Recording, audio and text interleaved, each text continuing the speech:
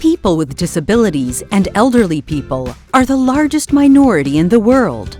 Some of these disabilities are not visible. During the corona crisis, this population is at greater risk due to pre-existing conditions or lack of support or facilities that are unavailable during these times. In addition, the staff is wearing protective gear and masks, which can cause stress, anxiety, and difficulty communicating, especially for people with hearing disabilities. You are the first ones they come across at the reception and the first to provide service. Let's learn how to be accessible during the corona crisis. If you notice a blind patient, approach him, introduce yourself, and ask how you can help him. Explain the process and all relevant information. Read all written information as needed. Avoid touching accessibility aids, such as a white cane or a guidance dog. We will not always be able to identify a patient with hearing disability. If the patient is not responding, he might not be able to hear you. Place yourself in front of him, make a gesture with your hand so he will see you are looking for his attention, and try to make eye contact. Usually the patient reads lips and therefore will have difficulty understanding you with a mask.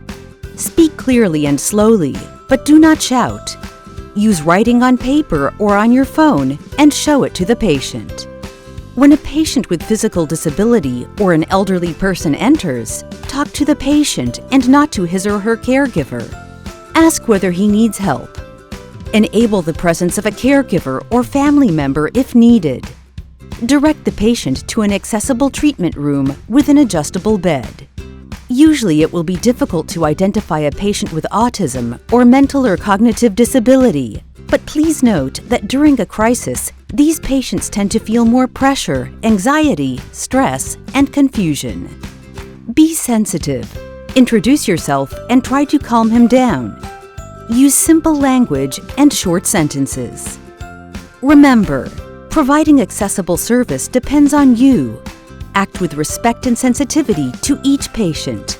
It is best to consult with a patient himself on the best preferred way to assist him or communicate with him. For more information and additional tips on accessible service during these times, please see our Corona Times Accessible Service presentation at the following link. Dear Service Provider, together we can make sure the service you provide is professional, accessible, and equal for all.